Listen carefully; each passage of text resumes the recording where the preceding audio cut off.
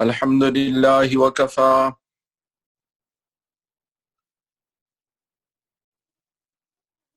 وسلام على عباده الذين اصطفى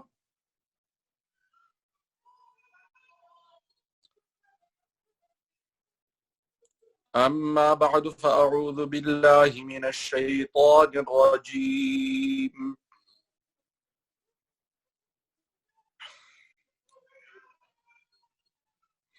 بسم الله الرحمن الرحيم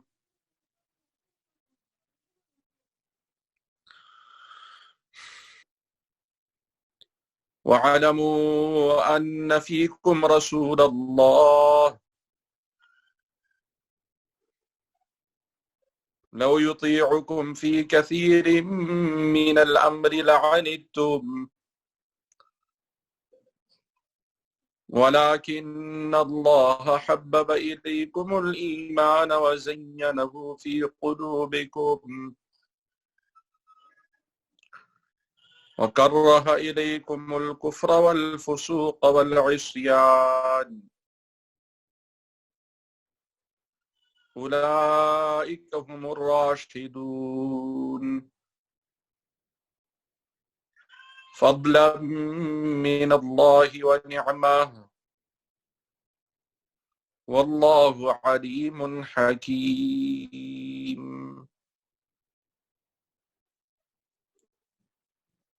صدق الله العظيم.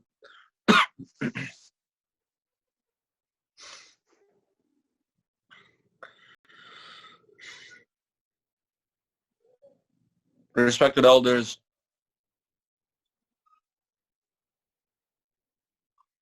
dear brothers and sisters, in continuation of the ahkam of the laws, rules and regulations mentioned in Surah Al-Hujurat, in the previous ayah,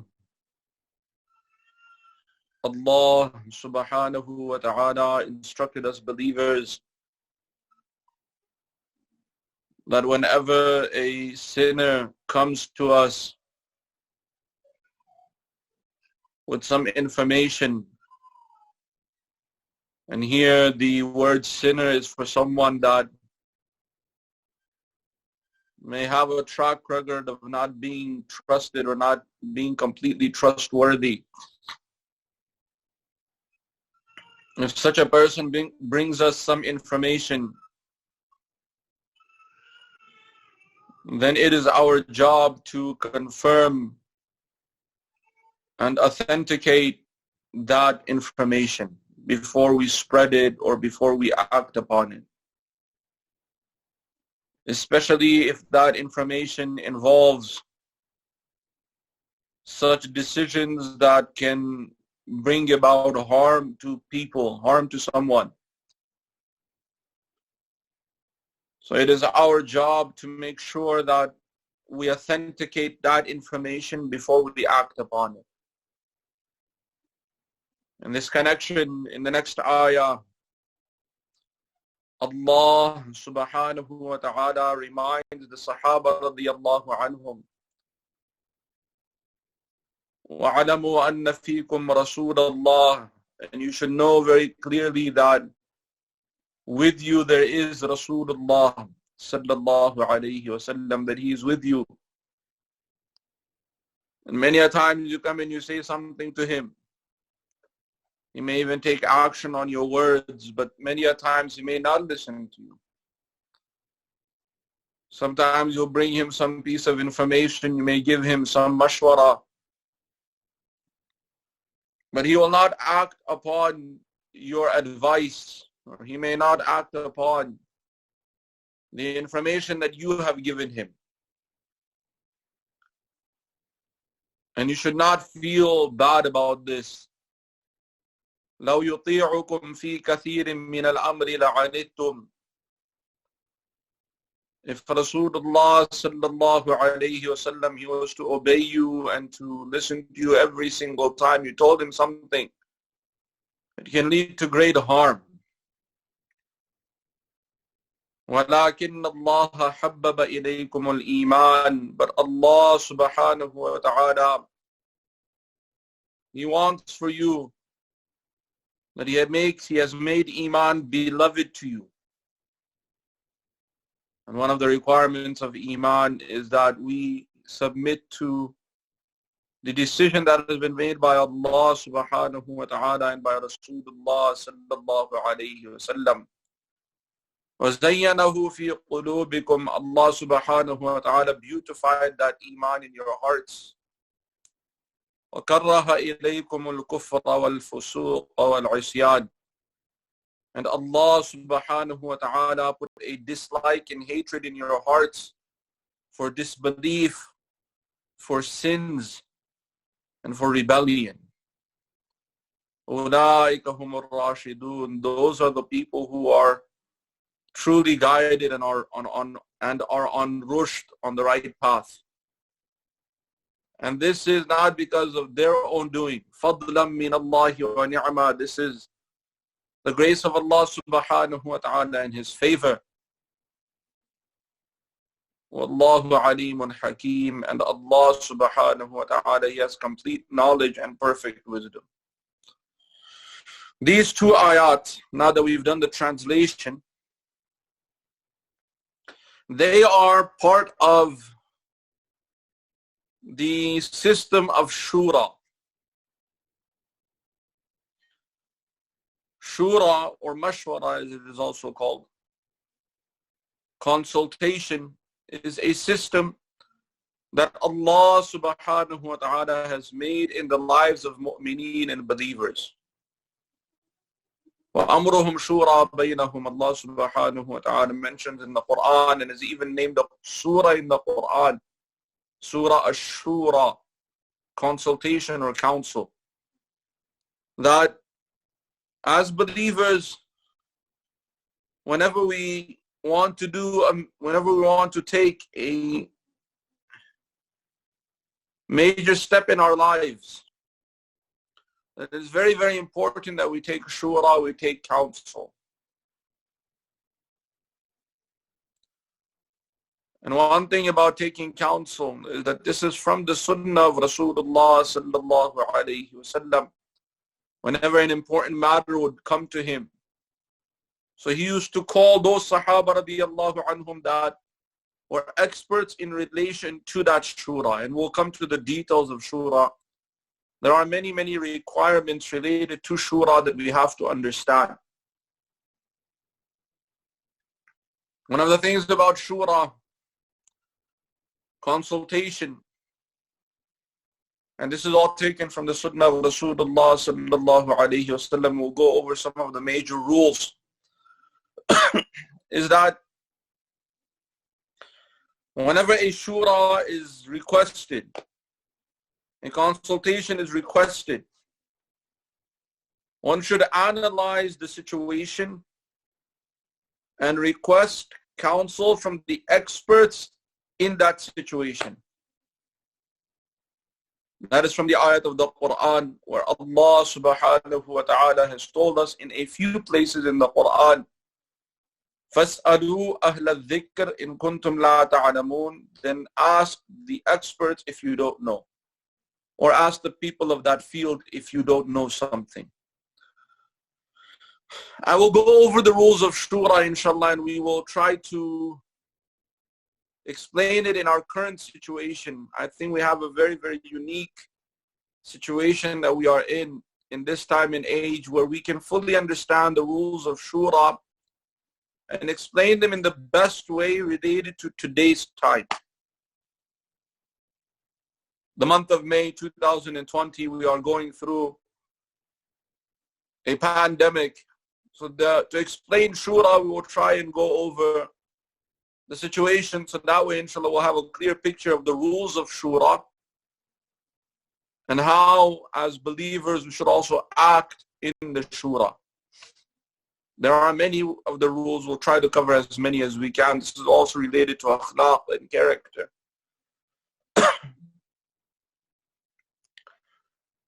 First and foremost is that shura should be sought from the experts in the field. In dealing with today's pandemic, COVID-19, SARS-2 coronavirus, the leaders of the community, and I'm going to talk about the leaders of Atlanta community, we went and we sought counsel, or they sought counsel from two major groups. First and foremost, the experts in the medical field. And we were trying our best to find, or they, the elders and leaders of the community, were trying their best to find doctors, particularly from the CDC. And if not, along with that, any and all doctors within the medical field had information that the common public may not have access to. So the leaders in our community, they went and they sought a council meeting with the medical community, particularly doctors, alhamdulillah. And this time in age, we have medical personnel and doctors in the very, very top levels within the CDC and within other organizations as well. And we sought their counsel, or the leaders in the community went and found them and requested their counsel. So this is a sunnah of Rasulullah sallallahu alayhi wasallam, that when a situation would arise, he would call on the experts and then seek their counsel. Because seeking the counsel from everyone can become dangerous. Many people don't have access to proper information. So you have to seek counsel, you have to do shura with experts in the field. In the battle of Khandaq, also known as Ahzab, Rasulullah sallallahu alayhi wasallam, he called the Sahaba who are generals and strategists and asked them, what should we do? How should we defend Medina? For those who are familiar with Seerah, you may already know this. For those who are not, please go back and read that part in Seerah. It is very, very important to understand that Rasulullah sallallahu alayhi wasallam, he asked the Sahaba, how can we defend Medina? So the Sahaba were looking at one another. One group said that, well, you see, in order for us to understand what your question is, we have to look at the strategic position of Yathrib or Medina. So one of the Sahaba stood up and he outlined how Medina was outlined. He said, on one side, we have homes, and there's a very area that is completely difficult to come, for any army to come from that side, very difficult, because it is well populated. There's many, many areas within that side that's difficult to come from that side. So highly unlikely any army will try to come from that side. They will not be able to stay together even if they try, because there's alleyways and only so many soldiers can fit through those alleyways. So generally an army doesn't attack like that, where they're forced to walk through alleyways. And that'll divide their power, so they may not think to attack from that side. On the other side, we have the date gardens and other gardens. So there's a lot of trees and forests, and generally an army may not try and attack through the forest side. And if they do, it's easy for us to defend that area. Defending the homes and defending that forest area is very easy. It's not that difficult. You don't have to worry about a massive force coming in from that side. It's easy to defend. The only problem we have is that there is one part of Medina that is open to the desert. On that side, there's mountains and hills, and then a desert. And there's no protection on that side, and we don't know what to do. So Rasulullah sallallahu alayhi wasallam, he asked the Sahaba that were there, your strategists, come up with a solution. Does anyone have any solution? And have you ever been in any kind of battle like this? Do you know how to deal with this? And all the Sahaba, they said that no, we have never dealt with such a situation. Sayyidina Salman al-Farisi radiyallahu anhu, he was from Faris, from Persia. He said, yes, in Persia we did have cities that had this problem. When we were fighting in many of the battles and wars we used to have against the Romans. And he said, we did have a solution for a situation like this, but it's a very difficult solution. They asked, what is the solution? Salman al-Farisi radiyallahu anhu, he said, what we did We dug massive trenches. These trenches were very, very massive, that even to get down into the trench would be difficult for the army. And if they did get down into the trench, they were at a disadvantage. We could easily shoot them with arrows if that happened. And he said that when we dug these trenches, the horses could not get in. That was out of question. Many different soldiers were left out of the battle because of that. He said when we first started doing this, we saw another disadvantage, that there were some armies that found a way to navigate around that. They were able to use a particular method to come out of those trenches. So then what we started doing is we filled those trenches with water. Now it became even more impossible for the army to cross the water. So Rasulullah sallallahu alayhi wasallam, he accepted the mashwara of Salman al-Farisi radiyallahu anhu. He accepted that consultation and that decision and told the Sahaba radiyallahu anhum, let's go and start digging. And Rasulullah sallallahu alayhi wasallam himself went and started digging. And with proper leadership, they were able to make groups of 11 Sahaba or 20 Sahaba in different groups. And Rasulullah sallallahu alayhi wasallam himself worked with the smallest group. There was only about 7 or 10 Sahaba in his group, and the other groups were much bigger. So Rasulullah sallallahu alayhi wasallam, he was working the hardest from all of the groups that were digging in the trench.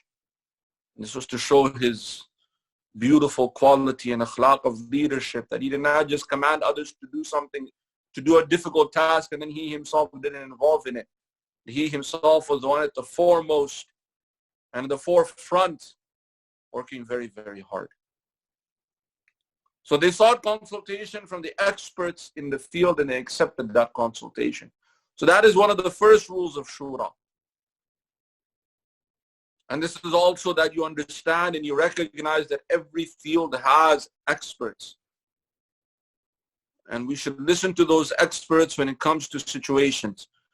So in this situation, we got feedback from the elders in our community, got the feedback from the medical community that you can have gatherings provided you follow these strict outlines. There were many, many things that were outlined by the medical community. And the things that were outlined, many of them were very, very difficult to fulfill. After any gathering, you have to sanitize the masjid if you have a gathering. We know for those who are involved in masjid management how difficult it is to clean the masjid once a week. Just for Jumu'ah. We know. Those who are involved in masjid management, they know. In the month of Ramadan, it becomes even more difficult. Alhamdulillah. May Allah subhanahu wa ta'ala bless the brothers who do khidmah. Otherwise, it's another great expense just to clean the masjid more than once a week. In the month of Ramadan, generally on the weekends, there is iftar. In some masajid, every night there is iftar, or at least in the last 10 nights there is iftar. And the cleaning becomes a whole different ball game, for lack of better words. It's a whole different task, and a very difficult task, because you have to make sure that the brothers who come for Fajr, they're not smelling biryani and messing up their fasting because of that smell. And you have to really clean and sanitize and make sure everything is clean. It's a very, very difficult task. Many a times, even with the brothers of khidmah, you have to still bring in a specialized crew to do it almost every night, and it's a whole different expense. It's very expensive. And that's only for a few days in the month of Ramadan. To try and do that every single day for every single salah is almost very, very difficult. There were other things that were outlined by the experts, wearing masks, wearing gloves, wearing socks, other things that were made very, very clear that if you pray your salah, try to just pray in one place. So there were many, many things that were outlined. So this is part of the shura I'm explaining to you. There were things that were outlined that became quite difficult.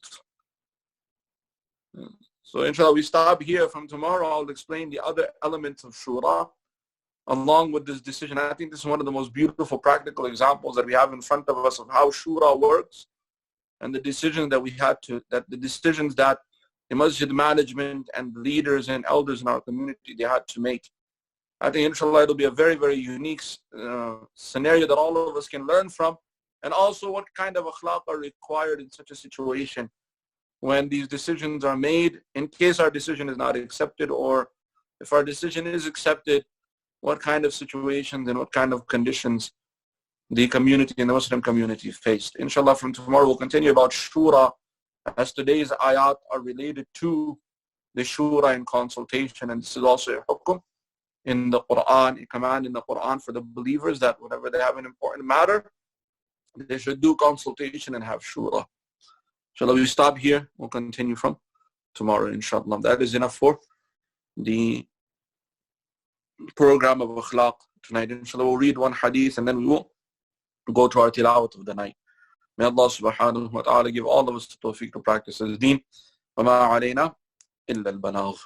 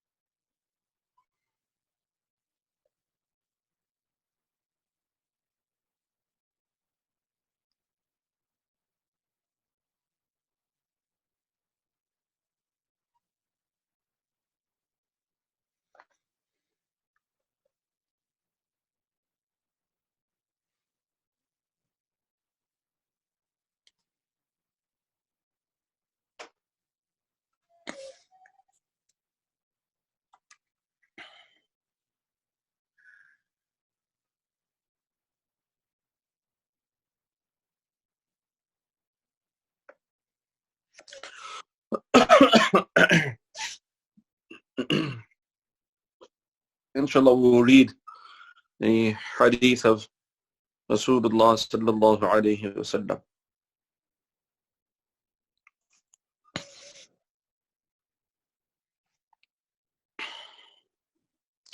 نحمده ونصلي على رسوله الكريم أما بعد. عن ابن عباس رضي الله عنهما قال قال رسول الله صلى الله عليه وسلم فقيه أشد على الشيطان من 1000 عابد، أو كما قال عليه الصلاة والسلام. رواه الترمذي. Sayyidina Abdullah ibn Abbas radiyallahu anhuma. We say radiyallahu anhuma because the Abdullah radiyallahu anhu, he was a Sahabi. Ibn Abbas, he is the son of Abbas radiyallahu anhu, who is a Sahabi. So both the father and the son were both Sahaba. So we say radiyallahu anhuma. May Allah subhanahu wa ta'ala be pleased with both of them. In most cases we say radiyallahu anhu, may Allah subhanahu wa ta'ala be pleased with him. In the case of the Sahabi being a Sahabi but not the father. But in some cases, such as this one, where a hadith is narrated by a Sahabi and the Sahabi's father was also a Sahabi, a companion. So then in this type of situation we say radiyallahu anhuma, may Allah subhanahu wa ta'ala be pleased with both of them. Abdullah ibn Abbas radiyallahu anhuma, amongst the Sahaba radiyallahu anhum, he was very, very famous as being a alim of the tafsir of the Quran.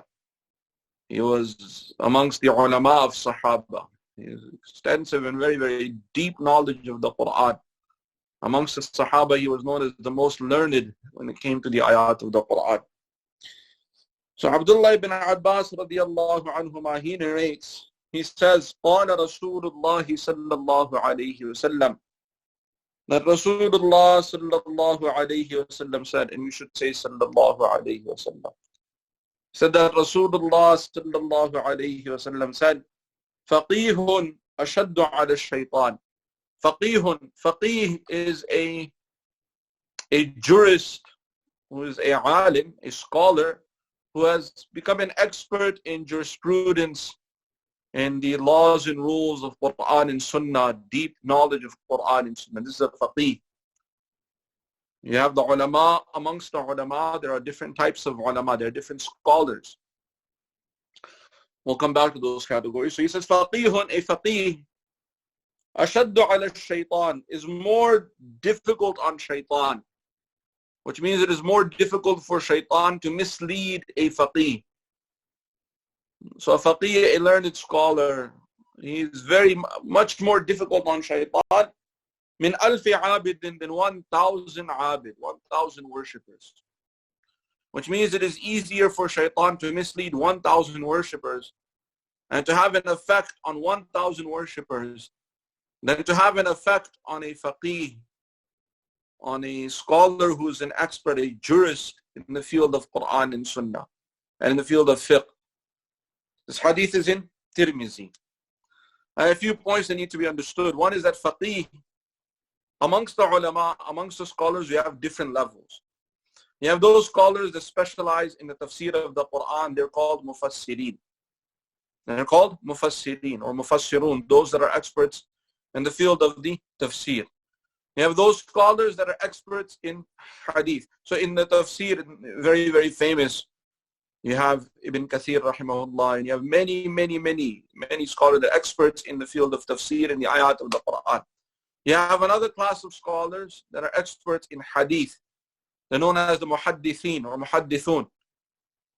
Those are experts in the field of hadith, and we have many, famous books. Those that have written Sahih, and many of the muhaddithin, they memorize thousands, if not tens of thousands of ahadith. They know the chain of those ahadith. They know the people within those ahadith. It's a very, very difficult and very, very extensive knowledge and very deep knowledge. Not that these scholars are not experts in other fields. They're experts in all fields, but they specialize in one field.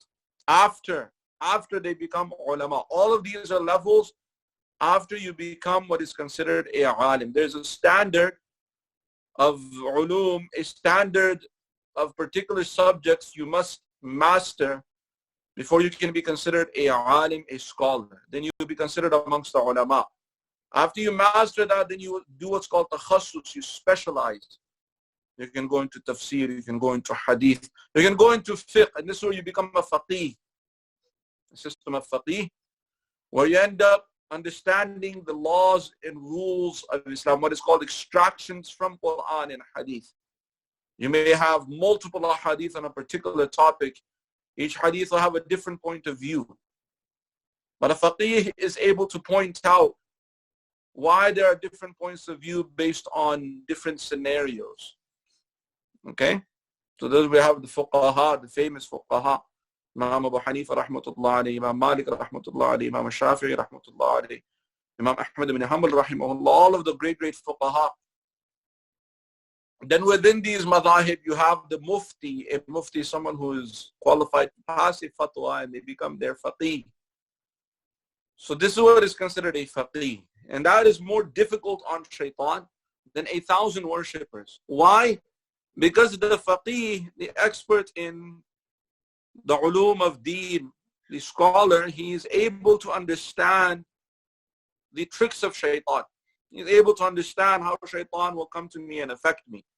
So when you know the tricks of your enemy, then you can protect yourself from shaitan. Shaitan is inna shaytana lakum aduwwun mubin. Shaitan is a very open enemy for you. So when someone understands the tricks of shaitan, they're able to protect and preserve themselves from the attacks of shaitan. As for those who are abid, those who are worshippers, they're righteous Muslim, they may not have that knowledge to understand the tricks of shaitan. So shaitan can come and deceive them in different ways. For a faqih, shaitan might come to him in his salah and say, the rewards of saying La ilaha illallah is so great. Why are you praying this salah? Just go do dhikr. So the faqih will be able to understand that no. Salah has its own position, dhikr has its own position, and he's able to work out that shaitan is just deceiving me. But for somebody who's a worshipper, so shaitan can come to him and make him start weighing, that okay, this good deed is better than this good deed, without realizing that the things that are fara'id, that are obligatory. So shaitan can take a abid on a very strange path. So that's what makes it very, very important that we should understand and gain knowledge of the ulum of deen, and we should understand the position of the scholars and the ulama, especially our akabir and elders, scholars within our community, that they have a very unique position in giving us advice and in becoming guides for us. So that is why the fuqaha and the ulama, they're much more difficult for shaitan to mislead than it is for shaitan to mislead 1,000 worshippers. May Allah subhanahu wa ta'ala give us understanding and give all of us the tawfiq to practice His deen. وَمَا عَلَيْنَا إِلَّا الْبَلَاغُ سُبْحَانَ اللَّهِ وَبِحَمْدِهِ سُبْحَانَكَ اللَّهُمَّ وَبِحَمْدِكَ نَشْهَدُ أَن لَا إِلَهَ إِلَّا أَنْتَ نَسْتَغْفِرُكَ وَنَتُوبُ إِلَيْكَ. Alhamdulillah, we have completed. We're going to inshallah start the tilawat of the Quran. Also, for those who may be leaving, we do have a second khatam going on. Alhamdulillah, by the fadl and grace of Allah subhanahu wa ta'ala, we are able to benefit from having 2 khatam this year. There's a blessing from Allah subhanahu wa ta'ala. Most years we hear about 1 khatam in the Taraweeh, but this year, inshallah, we'll be able to benefit from having 2 khatam. Alhamdulillah, within 1 hour, we're able to complete the recitation of 2 juz from 3 o'clock to 4 o'clock. Then we have more than 1 hour for suhoor and for whatever else we need to get done before the starting of the fast. So alhamdulillah, within 1 hour, we're able to complete the tilawat of 2 juz. Alhamdulillah, we have completed the 7th juz yesterday. So inshallah, tonight we're almost done with 1/3 of the Quran. By tonight or tomorrow night, we'll be done with more than 1/3, inshallah.